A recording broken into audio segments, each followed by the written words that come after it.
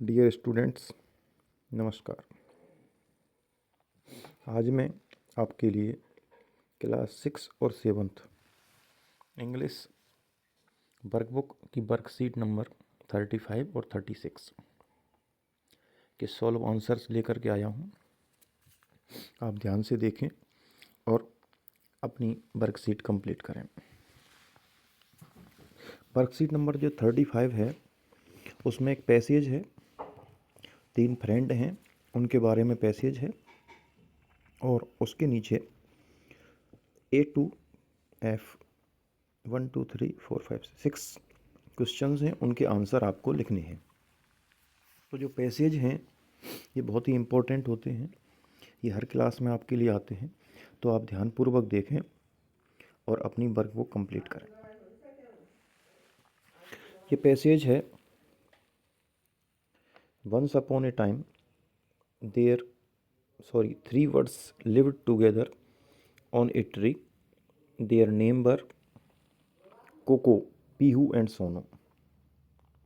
They built a small house with wooden sticks, grass and leaves. इसका मतलब ये है कि एक समय की बात है, 3 पक्षी एक पेड़ पर रहा करते थे। उनके नाम थे cocoa, Pihu and Sonu.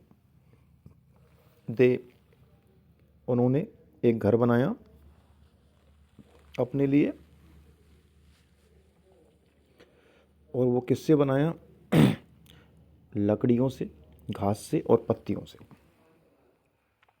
Cocoa was the youngest of the 3। उन तीनों में कोको सबसे छोटा था और सोनू सबसे बड़ा था।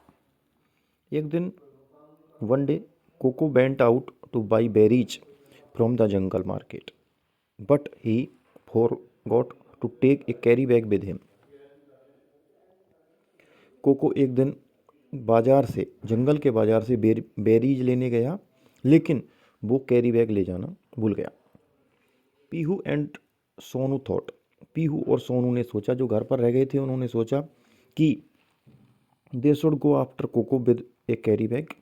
उन्हें एक कैरी बैग के साथ बाजार जाना चाहिए, अन्यथा he will have to bring the things in polythene bag. उनको पॉलीथीन के बैग में, जो मार्केट गया था कोको, उसको पॉलीथीन के बैग में लाना पड़ेगा। और both knew how harmful polythene is for the environment and all animals. वो जानते थे कि जो पॉलीथीन है वो पर्यावरण के लिए और जानवरों के लिए कितनी हानिकारक है। So they filled with the cherry bag and met coco in the market. इसलिए वो तुरंत उड़ करके गए और अपने साथ कैरी बैग्स ले गए। ऑल ऑफ देम बॉट, और उन सब ने जा कर के वहाँ से ग्रोसरीज, मतलब घर का सामान खरीदा, कपड़े खरीदे और सारी चीज़ें खरीदी फॉर देयर होम, अपने घर के लिए, एंड कम बैक, और वापस आ गए। ये आपका पैसेज है और इसके जो क्वेश्चंस हैं वो हैं, where did the 3 friends live. वो कहाँ रहते थे? तो the 3 friends lived on a tree. आपको वर्कबुक में ये भरना है, the 3 friends lived on a tree. What did they build their house with. उन्होंने अपना घर किससे बनाया? They build their house with wooden sticks, लकड़ियों से, ग्रास, घास से, और लीव्स से। आपके पास लाइन कम है तो आप नीचे लिख सकते हैं। थर्ड क्वेश्चन है, what do we build our house with. हम अपना घर किससे बनाते हैं? तो आप सब जानते हैं कि हम अपना घर पत्थर, ईंट, सीमेंट, डस्ट, इनसे बनाते हैं। What did the 3 friend by from the jungle market. Jungle market से उन 3 मित्रों ने क्या खरीदा? द 3 फ्रेंड्स, आप देखो पैसेज में भी देख सकते हो, ये लास्ट की जो लाइन है, all of them bought groceries, clothes and other things from the home for their home and come back. तो उन्होंने क्या क्या चीज़ खरीदी? उन्होंने खरीदा, ग्रोसरीज खरीदी, कपड़े खरीदे और दूसरी चीज़ें खरीदी। नेक्स्ट क्वेश्चन है, what do you buy when you go to the market. तुम जब मार्केट जाते हो तो वहाँ से क्या क्या चीज़ें खरीदते हो? तो आप क्या चीज़ें खरीद सकते हैं, खरीदते हो, वो आप लिख सकते हैं। मैंने यहाँ पर 2-3 चीज़ें लिखी हैं। बी बाई मतलब बच्चे जो खरीदते हैं क्या खरीद सकते हैं, टॉयज खिलौने, सब्जी, फ्रूट्स और घर का सामान, ग्रोसरीज। ग्रोसरीज भी घर का सामान होता है, चाय चीनी बिस्किट नमकीन। How do you bring things from the market, आप मार्केट से उन चीज़ों को कैसे लाते हो, तो आप बैग में लाते हो तो आप लिख सकते हो we bring things in carry bag, हम कैरी बैग में लाते हैं फ्रॉम द मार्केट। इस तरह से आपकी जो वर्कशीट नंबर फर्स्ट 35 है वो कंप्लीट हो चुकी है। अब हम वर्कशीट नंबर 36 करेंगे। वर्कशीट नंबर 36 में आप देख सकते हैं कि वर्कशीट नंबर 36 में आप देख सकते हैं कि look at the picture and talk about what you see. इस पिक्चर को देखो, आप क्या क्या चीज़ें इसमें देख सकते हो। What are the people doing, इसमें लोग क्या कर रहे हैं। राइट 4-5 सेंटेंसेज अबाउट इट, इसमें आपको 4 से 5 सेंटेंसेज लिखने हैं। इस पिक्चर में आप क्या क्या देख सकते हैं, तो आप देख पा रहे होंगे कि एक किसान है, ये जो हल को लेकर के खेत पर जा रहा है। एक बच्चा यहाँ पर खेल रहा है, एक लेडीज यहाँ पर खाना बना रही है, एक व्यक्ति यहाँ पर हुक्का पी रहा है, और ये जो व्यक्ति हैं ये यहाँ पर न्यूज़पेपर पढ़ रहे हैं। तो सबसे पहले मैंने लिखा है कि फार्मर, ये फार्मर जो है, a farmer is going to his field, वो अपने खेत पर जा रहा है। सेकंड सेंटेंस, एक चाइल्ड है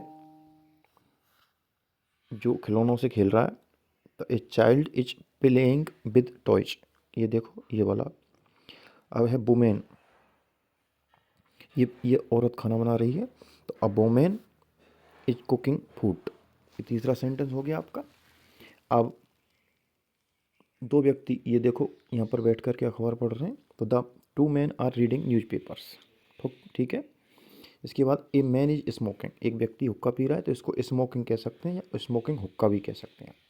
इस प्रकार से आपकी वर्कशीट नंबर 36 कंप्लीट हो जाती है। आप इसको पॉज करके भी अपनी वर्कबुक को कंप्लीट कर सकते हैं। इसके बाद वर्कशीट नंबर 37। वर्कशीट नंबर 37 बहुत सिंपल है, बहुत इजी है, आप इसको आसानी से कंप्लीट कर सकते हैं। इसमें इज एम आर इसका यूज, इज एम आर का यूज किया गया है। Fill in the blanks using is am are. Is am are present continuous tense की हेल्पिंग वर्ब है, और मैं आपको बिल्कुल इजीली बता देता हूँ कि इज सिंगुलर सब्जेक्ट के साथ यूज की जाती है, आर प्लूरल सब्जेक्ट के साथ यूज की जाती है, और एम आई के साथ यूज की जाती है। तो प्रकाश इज प्रकाश सिंगुलर सब्जेक्ट है, तो प्रकाश के साथ इज आएगा। डूइंग हिज होमवर्क, आई के साथ मैंने अभी आपको बताया एम आएगा। I M sharpening the pencil, मैं अपनी पेंसिल को पेनी कर रहा हूँ, शार्प कर रहा हूँ। हिज मदर, ये भी सिंगुलर है, तो इसके साथ इज आएगा। Putting garbage into the dustbin. We plural subject है, इसके साथ we are playing in the ground. Fifth जो है, पांचवा, I am doing to buy some books from the market, I के साथ एम आएगा। सिक्स जो है, माई ब्रदर्स, मेरे भाई, तो मेरे भाई प्लूरल सब्जेक्ट है ये, तो इसके साथ आर आएगा। सी इज रीडिंग न्यूज़पेपर, वो न्यूज़पेपर पढ़ रही है, तो सिंगुलर सब्जेक्ट के साथ इज आएगा। A hunter is coming to shoot animal, एक शिकारी, ये शिकारी सिंगुलर सब्जेक्ट है, इसके साथ इज आएगा। और अगला वाला है नाइन्थ, आई के साथ एम आएगा। I am a girl and I want to become a lawyer. Okay, इस प्रकार से आपकी ये वर्कशीट नंबर 35, 36 और 37 कंप्लीट हो।